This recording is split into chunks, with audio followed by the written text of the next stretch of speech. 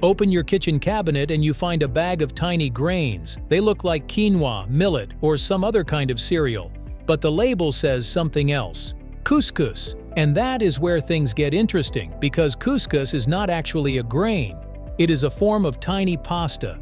Strange, right? So what exactly is couscous? Where does it come from? Why is something that looks like a grain classified with pasta instead? And how did something so small become so deeply woven into everyday life across different cuisines? By the end of this video, you will have the answer and a simple 5-second rule for choosing the right kind of couscous for the dish in front of you. Let's get into it right here on Secrets of Simple Things.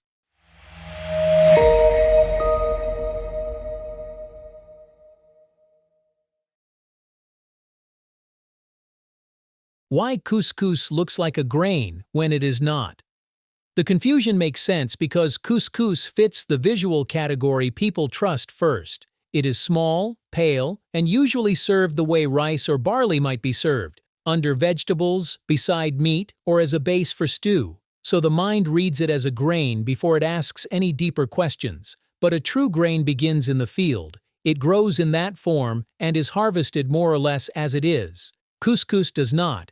It begins as semolina, a coarse flour milled from durum wheat, the same wheat used to make pasta. That is the key point. Couscous is not something simply gathered, it is something made. And once you see it that way, the story stops being about category alone and starts becoming a story about why people shaped wheat into this particular form.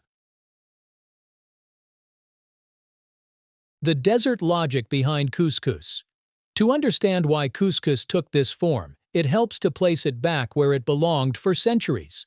North Africa, especially Morocco, Algeria, and Tunisia. It is often linked to the Berbers, the indigenous peoples of the region, and may date back to around the 11th or 12th century. That connection matters because couscous makes the most sense when you see it not as a novelty, but as a practical answer. In hot, dry environments, food has to do more than taste good. It has to keep well, travel well, and cook efficiently.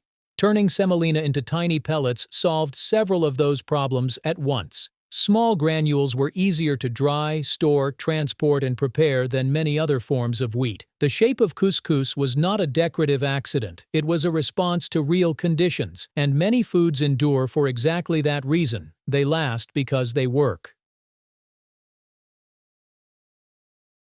How a useful food became a shared ritual. Over time, couscous became more than a reliable way to prepare wheat. In many parts of North Africa, it became part of the social rhythm of life. It was not only something people ate to fill the stomach, it was something that gathered people into the same space. Couscous was often served in a large shared dish, with family members eating together from the same bowl, turning the meal into an act of closeness as much as nourishment. In Morocco, that meaning still shows clearly in the tradition of serving couscous on Fridays, often as part of a family or communal meal.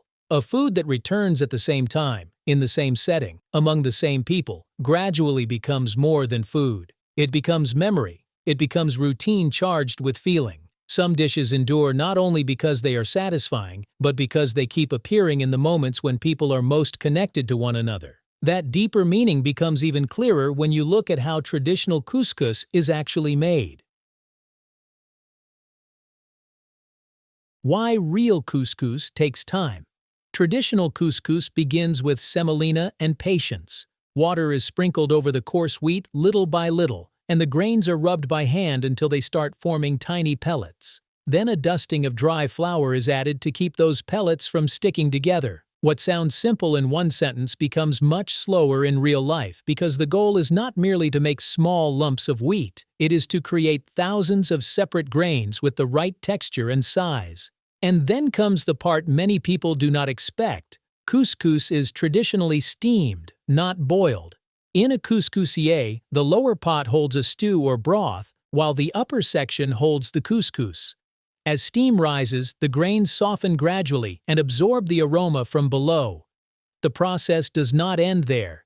The couscous is taken out, loosened by hand, fluffed, and steamed again.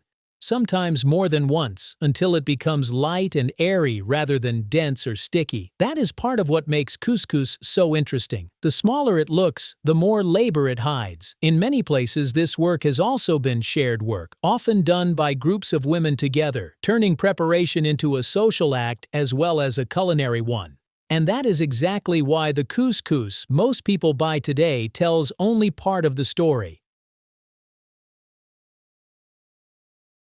What convenience changed, and what it did not. Most couscous sold in supermarkets today is the instant kind. It has already been pre-steamed and dried, so the final step at home is easy. Pour over boiling water, cover it, and wait a few minutes. That convenience fits modern life perfectly. It makes couscous fast, accessible, and easy to treat as an everyday staple. But convenience also hides the labor that once defined it. The rolling, repeated steaming, and slower rhythm of preparation almost disappear from view. Even so, the essence of couscous remains the same. It is still wheat that has been worked, shaped, and prepared into a form of its own. And once you notice that, another detail becomes easier to appreciate. Couscous may be one idea, but it does not come in only one form. The many sizes of one idea. Not all couscous feels the same on the plate because the name covers several forms. Moroccan couscous is the smallest and most common. Its grains are fine, light, and quick to cook. Pearl couscous, often called Israeli couscous, is larger, rounder, and chewier. It was developed in Israel in the 1950s as a rice substitute during a period of food shortage, and it is usually toasted before cooking, which gives it a firmer texture.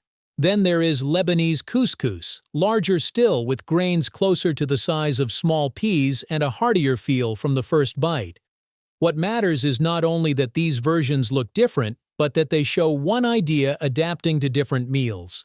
The same logic remains underneath them all. Wheat is transformed into shaped pieces that can be cooked in different ways and made to suit different textures, speeds, and appetites. And that variety helps explain both why couscous is so often mistaken for a grain and why that mistake hides the most interesting part of the story.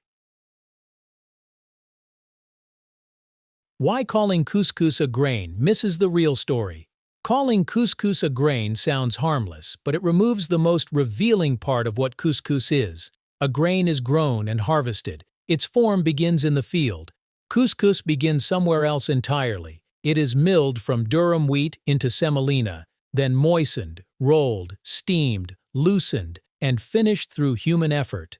In other words, couscous is not simply taken from nature, it is shaped into being. And that is why the distinction matters more than it first appears.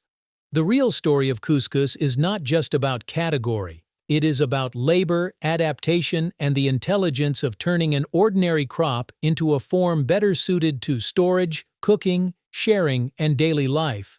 What matters most is not the final size of the grain-like pellets, but the reason they were made that way at all. And once you see that, questions about nutrition begin to feel smaller. Still useful, but no longer the heart of the story. Is couscous good for you? The answer is, it depends. Couscous is made from wheat, so its main nutrient is carbohydrates. It also provides some protein and a little fiber, though usually less fiber than whole grains like quinoa or brown rice. It is low in fat and can be part of a healthy meal, especially when served with vegetables, legumes, and lean protein. Traditional couscous dishes often do exactly that, which helps create a more balanced plate. Instant couscous can sometimes be a little less nutrient-dense because of processing. And for people who avoid gluten, couscous is not an option, because it is wheat-based. Still, for most people, the more useful question is not whether couscous fits one perfect idea of healthy. It is how to choose the right kind for the meal in front of you. The 5-second rule for choosing the right couscous. If you only have 5 seconds to choose a type of couscous, look at the size of the grain. That one detail tells you a surprising amount about where it will fit best. Moroccan couscous is the smallest, lightest, and fastest to cook, so it works well in herb-forward salads, quick lunches, light side dishes, or tossed with roasted vegetables. Pearl couscous is larger and chewier, which makes it better for soups, gentler stews, or risotto-style dishes where texture matters more. Lebanese couscous is larger still, with a heavier, heartier feel, so it suits richer stews, slower cooked meals, and dishes that need more substance. And if you are choosing between packages, a simple rule helps there too. Whole wheat couscous gives you more fiber, lower sodium versions are usually the better choice, and heavily flavored mixes are often less flexible once you bring them home. And maybe that practical decision points back to the deeper story. Even now, the usefulness of couscous still begins with fit. More than tiny pasta on a plate. What makes couscous memorable is not simply that it is pasta disguised as grain. That is only the entrance to the story. What matters more is what couscous reveals about the way people shape food to fit the life around them. Wheat could have remained just another staple. Instead, it was turned into something easier to store, cook, transport, and share. Over time, that practical solution became something larger. It became part of routines, family tables, and cultural memory. A food this small can still carry climate, labor, repetition, and the human instinct to make ordinary things work better. What looks like tiny grains on a plate is really a record of people shaping food to fit both survival and belonging. Have you ever eaten couscous before, and did you think it was a grain? Let me know in the comments. And if there is another everyday food you have seen many times but never really questioned, leave it below. Subscribe for more stories about simple things that turn out to hold much more than they seem.